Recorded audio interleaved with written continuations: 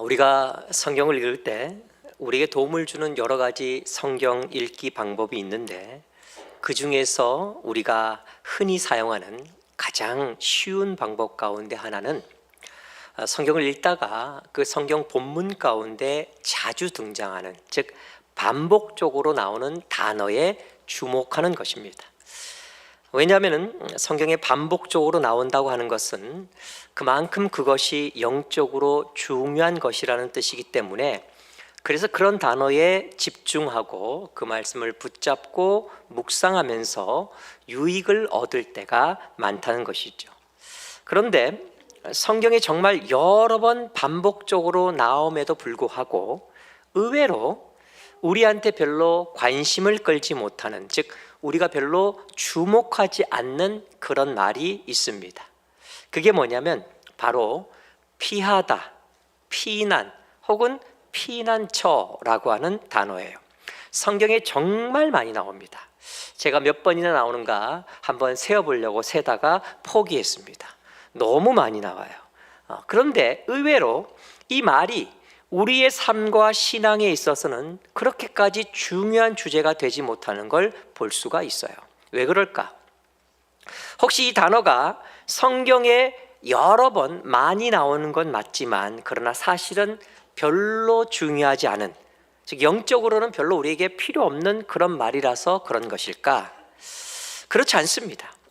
왜냐하면 여러분, 성경은 이 단어를 그냥 단순히 반복하는 것으로 끝내는 것이 아니라 여러 가지 방법으로 다양하게 강조하고 있기 때문에 그래요. 여러분, 성경이 중요하지 않은 단어를, 즉 영적으로 중요한 주제가 아닌 것을 이렇게까지 다양하게 강조하는 일이 없어요. 성경은 피하다 혹은 피난, 피난처라는 말을 할 때 하나의 단어를 쓰는 것이 아니라 여러 개의 히브리어 단어를 사용하고 있어요. 즉 뜻은 같은데 표현하는 단어가 여러 가지가 나온다는 거죠. 무슨 얘기냐면 결국은 같은 개념인데 그걸 표현하는 단어의 종류가 많다는 것은 그것이 그만큼 성경의 사람들에게는 정말 실제적이고 중요한 문제였다 하는 것이죠. 그래서 성경에 그렇게 다양한 표현으로 그 단어가 여러 번 반복이 되고 있는 거예요. 그러니까 이것은 영적으로 굉장히 중요한 주제가 되는 그런 단어라는 거죠. 자, 그렇다면 혹시 이게 성서 시대의 이스라엘 사람들한테는 정말 중요한 거였지만 지금 우리한테는 별로 중요하지 않은, 즉 이스라엘 사람들한테만 중요한 것은 아닐까?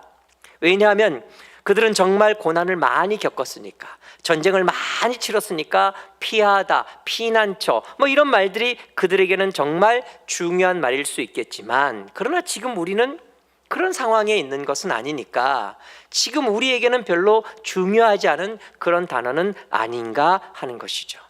그런데 여러분, 그렇지 않습니다. 이스라엘 민족이 정말 많은 어려움을 겪고 전쟁을 치른 건 분명하지만, 그러나 여러분, 죄가 이 세상에 들어온 이후부터 사실 이 세상의 모든 사람들의 삶이 다 파란만장합니다. 즉 모든 사람들의 삶이 다 어렵고 힘들어요. 정도의 차이만 약간 있을 뿐이지, 인생을 살아가면서 녹록지 않고 인생을 살아가면서 인생이 너무 쉽다, 편안하다 이렇게 이야기할 사람이 없어요.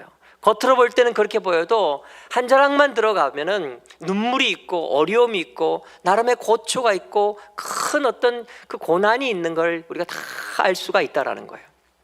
지난 사역자 학교를 이제 1박 2일 진행하면서 우리 성도님들이, 특별히 사역자들이 은혜를 많이 받고 너무너무 좋았는데, 사실 그걸 준비하고 진행하는 데 있어서는 우리 목회자들이 너무너무 애를 많이 썼어요. 저도 피곤했지만 사실 우리 그 다른 분들이 그걸 정말 준비하고 진행하느라고 저보다 더 많이 피곤했을 텐데, 제가 이 표현을 잘 못해서, 그래서 우리 목회자들한테 정말 너무 애썼다, 수고했다 이런 말들을 그렇게 잘 하지는 못했어요. 그런데 제가 집에 가서 느낀 게 뭐냐면 저보다 더 표현 못하는 사람도 있구나라는 걸 제가 느꼈어요. 너무 힘든데 그냥 뭐 수고했다고는 하는데 그렇게 잘 안 알아주더라고요. 그런데 저희 집사람이 그 다음날 주일날 교회 와서 예배드리고 이제 식사로 내려가는데 저희 집사람이 이제 금요 찬양팀에서 베이스를 치잖아요, 그렇죠? 금요 찬양팀을 하다 보니까 리더인 신예찬 목사님을 굉장히 아껴요.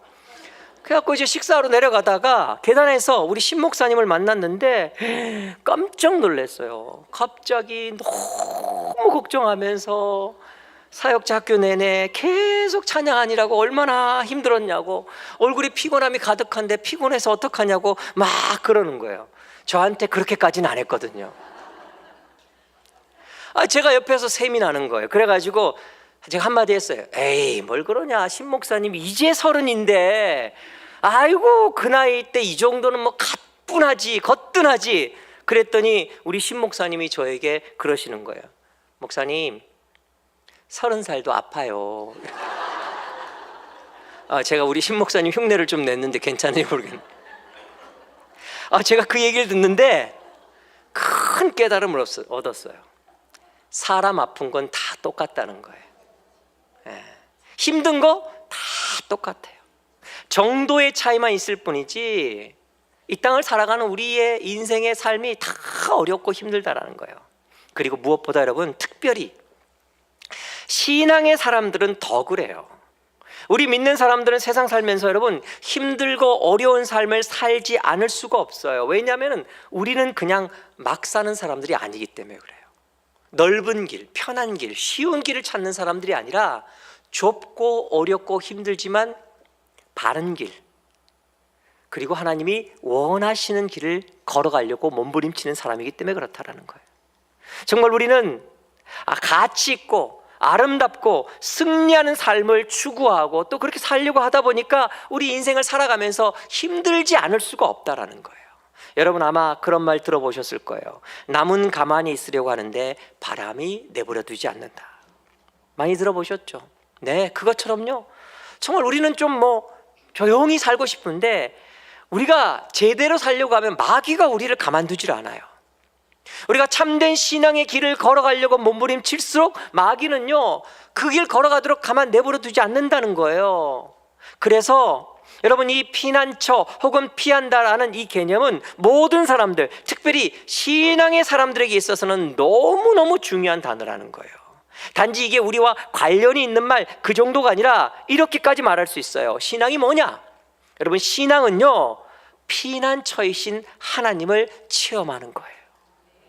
이렇게 말할 수 있을 만큼 이 단어는요 신앙인에게 중요한 단어예요. 여러분, 마귀가 우리를 공격하면요 그 공격에 안 당할 방법이 없어요.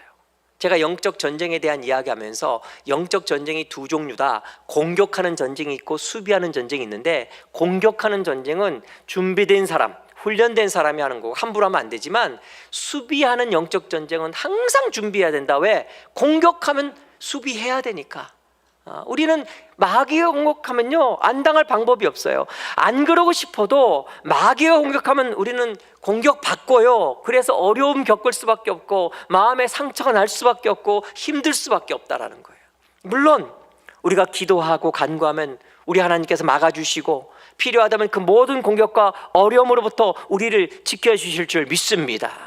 하지만 여러분, 그것이 샤머니즘에서 말하는 것처럼 무조건 다 막아주시고 우리만 톡 걸러서 보호해 주신다? 여러분, 그런 건 절대 아니에요. 이거는요 왜곡된 신앙의 모습일 수 있어요.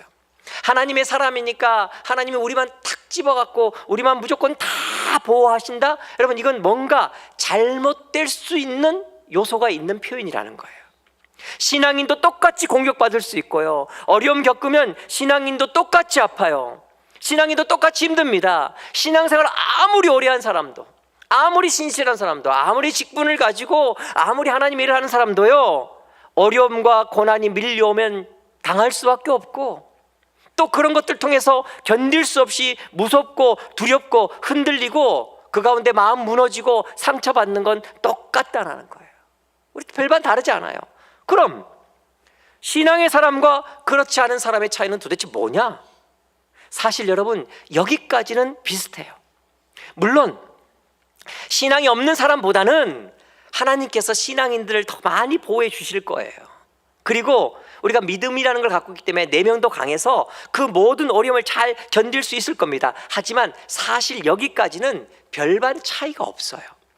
그러면 도대체 어떤 차이가 있는 거냐? 뭐가 다른 것이냐? 여러분, 결정적인 차이는 사실은요, 그 다음부터 일어나는 거예요. 신앙인도 공격받을 수 있고, 신앙인도 그 공격 때문에 마음에 상처가 되고 흔들리고 넘어지고 어렵고 고통스러울 수 있어요. 하지만요, 신앙인은 그렇게 공격받았을 때, 그래 정말 힘들고 어려울 때, 그때부터 비로소 세상과 차이가 나기 시작하는데, 어떤 차이가 생기느냐? 신앙인은 달려갈 곳이 있다는 거예요. 피할 곳이 있다는 겁니다. 달려가서 정말 피하고 의지할 곳이 있다라는 거, 이것이 세상과 다른 점이에요. 그것도 그냥 단순히 어려움 지날 때 갈 때까지 잠시 숨어 있는 정도가 아니라, 여러분, 그곳에 달려가서 그 가운데서 치유되고 회복되고 오히려 성장할 수 있는 그런 곳이 있다는 것, 이것이 바로 우리가 세상과 결정적으로 다른 점이라는 거예요. 그 피난처가 어디냐? 바로 우리 하나님이신 줄 믿습니다.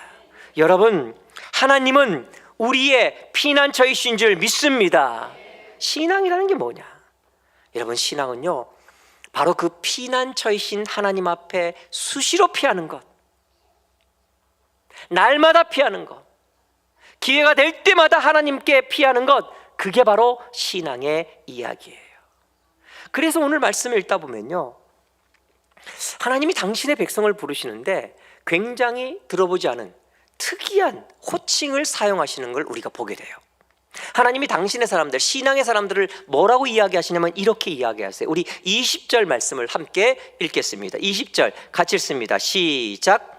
열방 중에서 피난한 자들아, 너희는 모여오라. 함께 가까이 나아오라. 나무 우상을 가지고 다니며 구원하지 못하는 신에게 기도하는 자들은 무지한 자들이니라. 아멘. 보세요, 하나님이 당신의 사람들, 신앙인인 우리를 부르시는데 뭐라고 말씀하시냐면 이렇게 부르세요. 열방 중에서 피난한 자들아. 다른 말로 하면요, 세상 삶을 살아가면서 세상 가운데 살지만 내게로 피하는 자들아, 이렇게 말씀하시는 거예요. 여러분, 사실 이 땅에 있는 모든 사람들은 다 나름대로의 피난처를 찾고 구하고 만들며 살아가요. 사람들이 처음에 거처를 동굴에 삼았는데, 여러분 왜 그랬는지 아세요? 여러 가지 이유가 있겠지만 가장 중요한 이유는 거기 피한 거예요. 거기 가면은 보호받을 수 있다 생각한 거죠. 그게 발전돼서 집이 된 거고, 그리고 그걸 제대로 좀 크게 만든 게 성이고, 그리고 좀 더 발전시켜서 성체와 요새가 된 것이죠. 다 뭐예요? 피하기 위해 만든 것들이에요. 어떤 공격으로부터 피하기 위해, 적들로부터 보호받기 위해, 거기 가면은 안전할 것 같아서 만든 것들이다 하는 것이죠. 자, 그런데 이런 피난처가 동굴이나 집, 성 같은 것으로만 끝난 게 아니라 사실 여러 가지 다른 모양으로 지금까지도 우리 가운데 존재하고 있어요.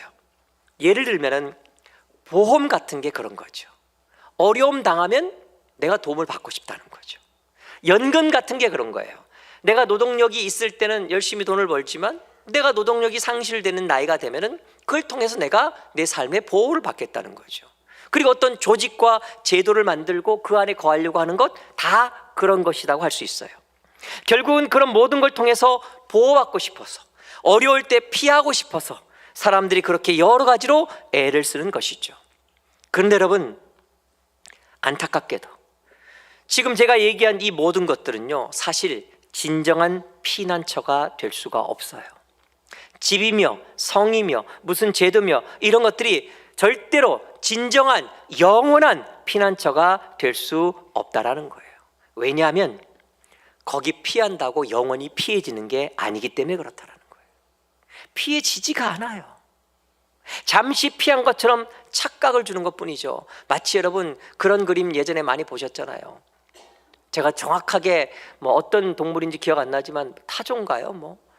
아니면 칠면조인가? 얘네들은 막 적이 공격해 들어오면 머리만 모래 속에 처박는다 그러잖아요. 그러면 피한 줄 알고. 타조인가요? 네. 여러분, 그러면 피해지는 건가요? 아니요. 피했다고 잠시 착각하는 것뿐이에요. 이 땅에서 우리가 만드는 모든 피난처는요, 영원한 피난처, 진정한 피난처가 될 수 없는 거예요. 더 큰 문제는 뭔지 아세요? 그게 피하려고 만들었는데 오히려 그것 때문에 삶이 더 어려워질 때가 많다라는 거예요. 피하기 위해서 만들었는데 그래서 피하려고 할 때 피해지지도 않을 뿐만 아니라 오히려 그것 때문에 내가 거기에 갇히는, 거기에 매이는 그런 어처구니 없는 일이 생길 때가 많다라는 거예요. 그렇기 때문에 여러분 이렇게 말할 수 있습니다. 인간은 끊임없이 피난처를 찾고 구하고 만들어 왔지만 진정한 영원한 피난처는 없었다 하는 것이죠. 이걸 하나님이 정확하게 지적하시면서 오늘 보면 20절 하반절에 보니까 이렇게 말씀하시는 거예요. 나무 우상을 가지고 다니며 구원하지 못하는 신에게 기도하는 자들은 무지한 자들이니라. 이게 우상 숭배에 대한 경고이기도 하지만 이 말씀을 조금 뒤집으면 이런 표현인 거예요. 그건 절대로 너희의 피난처가 되지 못한다라는 거예요. 자, 그러면 여러분, 우리에겐 피난처가 없는 것이냐? 아니요, 있습니다. 솔직히 우리한테 피난처가 없으면 우리는요 살 수가 없어요. 왜?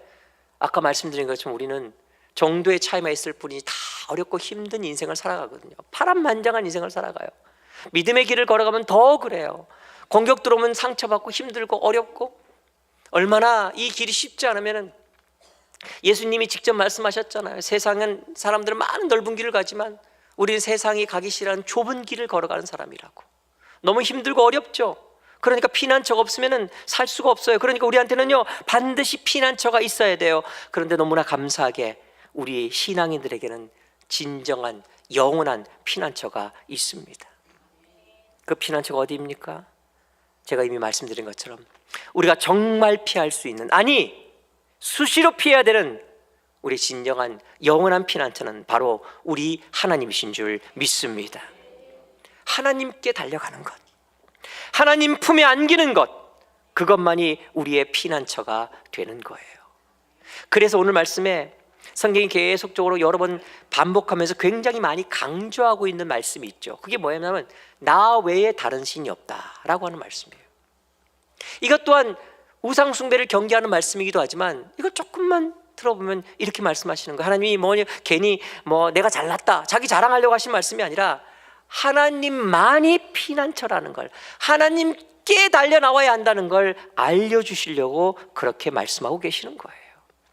그렇기 때문에 여러분, 신앙인이 누구냐라고 한다면 신앙인은 다른 엉뚱한 곳에 달려가는 것이 아니라 바로 그 피난처이신 하나님께 달려가 하나님께 피하는 사람들이 신앙인인 줄 믿습니다. 그래서 오늘 말씀에서 하나님께서 성도를 피난한 자들이라고 그렇게 묘사하고 계시는 거예요. 자, 그렇기 때문에 저는 이렇게 말하고 싶습니다. 우리 신앙이 정말 가치 있는 것이고 우리 신앙이 정말 참된 길과 진리와 생명일 수 있다고 한다면, 정말 우리 신앙이 사람들을 행복하게 할 수 있는 유일한 것이라고 자신 있게 이야기한다면, 그렇게 말할 수 있는 가장 중요한 근거가 뭐냐? 그것은 바로 피난처이신 하나님의 은혜가 우리에게 있기 때문에 그렇다 하는 것입니다. 여러분, 이게 진짜 중요한 복음의 요소라는 거예요. 우리가 예수 그리스도를 믿음으로 인해 구원받고 우리가 하나님의 백성이 되고 하나님의 자녀가 되고 은혜 받으며 이 땅을 살아간다고 하는 이 놀라운 이야기, 이것에 대해서 성경이 추상적으로 이야기하고 싶지 않아서 구체적인 모델들을 우리에게 제시할 때가 참 많아요. 중요한 모델들, 구원이라는 건 이런 것이다, 하나님의 나라, 하나님의 백성으로 하나님 나라 가운데 사는 삶은 이런 것이다 라는 걸 보여주는 예들이 많이 나오는데, 그 중에서도 가장 직접적이고도 중요한 상징으로 등장하는 게 있는데 그게 바로 출애굽 사건이에요.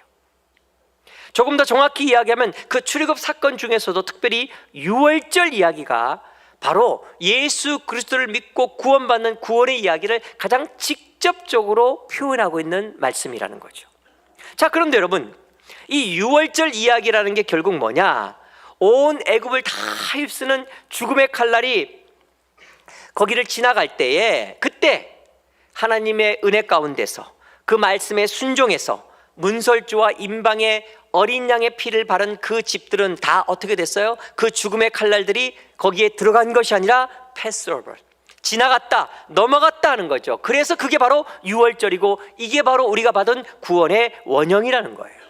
그런데 여러분, 거기서 그 죽음의 칼날이 문설주와 임방에 있는 어린 양의 피를 보고 그 집들은 그냥 넘어갔다라는 건 결국 무슨 뜻이냐? 다른 말로 하면 그 문설주와 임방의 어린 양의 피를 발라진 그 집, 거기는 바로 피난처였다 하는 거예요.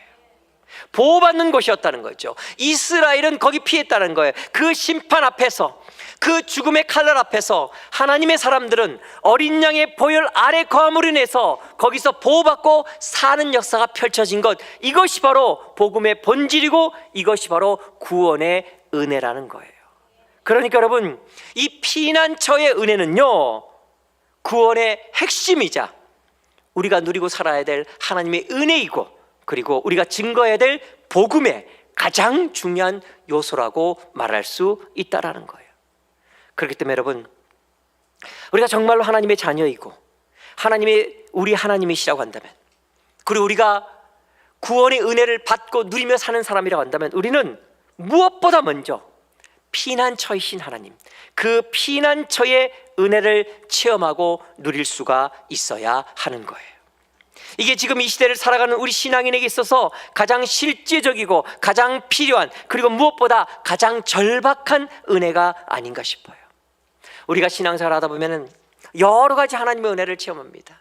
때로는 공급하시는 하나님의 은혜, 때로는 앞서 행하시는 하나님의 은혜, 도우시는 하나님의 은혜, 치유하시는 하나님의 은혜, 때로는 하여튼 이런저런 하나님의 은혜를 체험하는데, 그런데 여러분, 우리가 구원받은 사람이라면 반드시 체험해야 될 하나님의 은혜, 그것은 바로 피난처이신 하나님의 은혜라는 거예요. 전 여러분이 이 땅을 살아가면서 피난처이신 하나님의 이 은혜를 구체적으로 체험하고 누리며 살 수 있기를 주님의 이름을 간절히 축원합니다. 우리가 예수 그리스도를 믿는다는 것은 궁극적으로는 우리가 구원받고 그래서 영생을 얻고 그리고 나중에 천국 백성이 되는 것이지만, 여러분, 그게 다가 아니에요. 구원은 죽어서만 받는 게 구원이 아니라 지금도 받고 누리며 살아야 되는 게 바로 구원이에요. 이 세상을 살아가면서도 그 구원받은 감격과 그 구원의 은혜가 우리의 삶 가운데 힘이 되고 능력이 되어서 정말 행복하고 아름답고 기쁘게 살아갈 수 있도록 만드는 요소가 되어야 한다는 거죠. 이 신앙이 정말 중요해요. 그렇기 때문에 여러분, 우리가 이 세상 가운데서 이 구원의 은혜를 실질적으로 맛보며 누리며 살기 위해 우리는 반드시 우리 삶의 현장에서 피난처이신 하나님의 은혜, 그 어린 양의 보혈 아래 거할 때 보호하시고 살리시고 붙들으시는 그 은혜를 반드시 누려야 한다라는 겁니다. 정말 힘들고 어려울 때 가서 피할 수 있는, 그리고 회복될 수 있는 피난처 하나님의 은혜, 전 여러분이 이 은혜를 반드시 누리며 살 수 있기를 주님의 이름으로 축원합니다. 성경을 읽다 보면 구약시대에 하나님이 이스라엘에게 특별히 성 하나를 만들라고 하시는 걸 보게 돼요. 그게 무슨 성이냐면 도피성이라고 하는 성이었어요. 민수기 35장 6절 이하에 보면 이게 자세히 나오는데, 특별히 35장 11절 12절을 보니까 이렇게 말씀하세요. 우리 한번 같이 읽을까요? 민수기 35장 11절 12절 같이 읽습니다. 시작. 너희를 위하여 성읍을 도피성으로 정하여 부지 중에 살인한 자가 그리로 피하게 하라.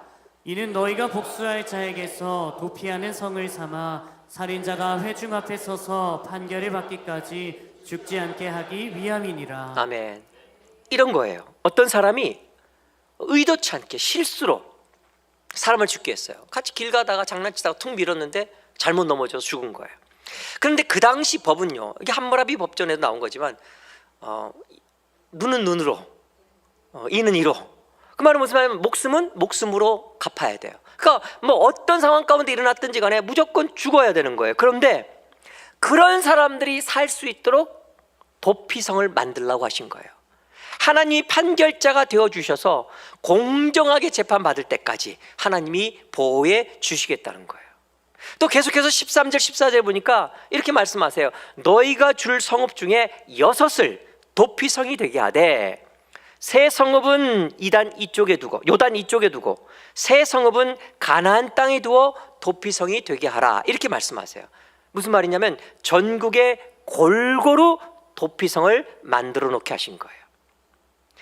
그리고 어려움 당한 사람, 죽을 수밖에 없는 사람, 그들이 도피성으로 가면 사는 역사가 있다 그랬어요.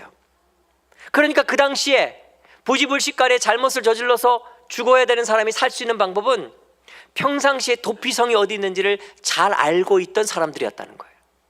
그래서 그런 일이 생겼을 때 도피성으로 달려가서 피하면, 거기 숨으면 사는 역사가 펼쳐지게 되더라는 거예요. 그런데 한 가지, 그 도피성을 자기 마음대로 나가면 보호가 안 된다 그러셨어요. 마음대로 나갔다가 원수에게 사로잡혀 죽으면 그건 뭐 할 말이 없는 것이다, 그렇게 말씀하셨어요. 여러분, 그렇기 때문에 우리가 이 세상을 살아갈 때 우리의 영적 도피성이 어디인지를 항상 인지하고 살아야 하는 거예요. 영화 같은 데 보면 영화 시작하기 전에 반드시 하는 거 있잖아요. 뭐예요? 비상구가 어디 있는지 알려주죠. 뭐 관심 안 갖는 경우 많지만 여러분 좀 보셔야 돼요. 사실은 비상구가 어딘지, 어떤 일이 생겼을 때 어디로 피해야 되는지. 제가 아는 어떤 목사님이 어떤 일 때문에 지방에 갔다가 호텔에 머물렀는데 그 호텔에 불이 난 거예요. 그래갖고 본인 표현대로 하면 죽을 뻔하다가 살았대요. 그런데 그 이제 높은 층에서 내려오다가 이렇게 그 밧줄 같은 거에서 그걸 잡고 내려왔는데 손이 화상을 입어가지고요, 한동안 너무 고생했어요. 근데 이분이 저희들 이렇게 모였을 때 하시는 말씀이 뭐냐면, 자기는 호텔을 가면 꼭 하는 게 있대요. 그게 뭐냐면 일단 무조건 저층으로 달라고 한대요. 고층 싫다. 저는 사실 고층 좋아하거든요, 전망 때문에. 근데 이분은 한번 그런 일이 있으니까 무조건 저층. 그리고 혹시 뭐 어디를 배정받으면 항상 가서 뭐부터 확인하면 비상구가 어딘지, 그리고 창문 열어서 혹시 불나면 뛰어내릴 곳이 어딘지, 이걸 살펴본다는 거예요. 저희들 막 웃고 넘겼지만 제가 이 말씀 준비하면서 좀 이 생각이 나는 거예요. 여러분, 인생을 살아가면서 우리가 고난 안 당할 수가 없어요. 어려움 안 겪을 수 없습니다. 왜? 사탄 마귀가 그냥 놔두지 않으니까. 마음에 상처 받을 때 있어요. 그러면 여러분, 우리의 영적 도피성이 어디인지를 분명히 인지하고 있으셔야 된다는 거예요. 그리고 어려울 때마다, 아니, 저는 이런 생각해요. 좀 하나님 앞에서는 엄살이 심했으면 좋겠어요. 저희 집사람은 엄살이 없어요. 걔도 아파도 웬만큼 아파서는 아프다고 안 해요. 그래서 저 사람이 아프다 그러면 제가 너무 깜짝 놀라거든요. 근데 저는 제가 아프다 그러면 저희 집사람이 꼼짝을 안 해요. 왜냐면 저희 집사람 하는 말이 엄살이 심하대. 근데 저는 하나님 앞에서는 엄살 심한 게 더 좋은 것 같아요. 조금 어려우면요, 무조건 달려가세요. 무조건 안기세요. 하나님, 나 어렵습니다, 나 힘듭니다. 그럼 하나님이 너는 왜 이렇게 엄살이 많냐 그러시는 게 아니라 따뜻한 그 손으로 품어주실 줄 믿습니다. 전 이것이 굉장히 중요한 것 같아요. 여러분, 힘들고 어려우면 하나님께 피해야 되는 거예요. 하나님이 우리의 안식처 되시고 피난처 되신다는 사실을 기억하면서 날마다 하나님께 피하는 게 우리가 습관이 돼야 돼요. 예전에 참 안타까운 뉴스 한번 본 적이 있어요. 어느 그 건물에 불이 나서 사람들이 비상구라고 되어 있는 그 편말을 보고 비상구 문을 열었다가 다 죽었대요. 왜냐하면 계단이 있는 게 아니라 낭떠러지였다는 거예요. 얼마나 안타까워요. 그게 살 길인 줄, 피난처인 줄 알았는데 우리가 이 땅을 살아가면서 그럴 때가 많아요. 세상 다른 것들이 피난처라고 착각하면서 거기 피하면 될 거라고 생각하는 사람들 많아요. 여러분, 하나님께 피하는 여러분 될 수 있기를 주의 이름으로 축원합니다. 아니, 여러분 생각해 보세요. 살인죄를 범한 사람도 하나님이 이렇게 살 길을 열어놓으셨는데 하물며 하나님의 사랑받는 우리들이겠습니까?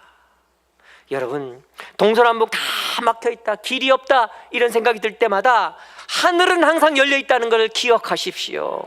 이 세상 살아가면서 어떤 허물이 있든, 어떤 문제가 있든, 어떤 힘든 일이 있고, 어떤 넘어짐, 어떤 죄악이 있다 할지라도 하나님께 달려가서 피하면 살 길이 있고 방법이 있고 해결이 있는 줄 믿습니다.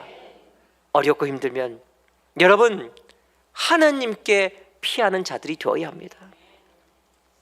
이 사실을 가장 잘 알고 정말 조금만 힘들면 하나님께 피했던 대표적인 사람이 있어요. 그게 누구냐? 나오잖아요. 다윗이에요. 다윗은 시편 57편 1절에서 이렇게 고백합니다. 우리 한번 이것이 나의 고백이 되기를 원합니다 라는 마음 가지고 한번 같이 읽도록 하겠습니다. 같이 읽습니다. 시작. 하나님이여 내게 은혜를 베푸소서. 내게 은혜를 베푸소서. 내 영혼이 주께로 피하되 주의 날개 그늘 아래에서 이 재앙들이 지나가기까지 피하리이다. 아멘, 아멘. 여러분, 이 시편 57편은요 다윗의 인생에서 가장 힘들 때, 가장 괴로운 고난의 시간에 기록한 말씀이에요. 사울 왕이 자기를 죽이려고 이스라엘 방방곡곡 끈질기게 구석구석 쫓아다니면서 자기를 죽이려고 했어요. 그래서 도망자로 막 여기저기 도망다니다가 가다가 이제 더 이상 갈 곳이 없어서 아둘람 굴이라고 하는 막다른 곳에 숨어서 기록한 말씀이 바로 시편 57편이에요. 그런데 이 시편 57편 전체를 요약하면 한마디로 다윗은 지금 이렇게 기도하고 있는 거예요. 하나님, 내가 세상 곳곳으로 다 피해봤지만 피해지지가 않습니다.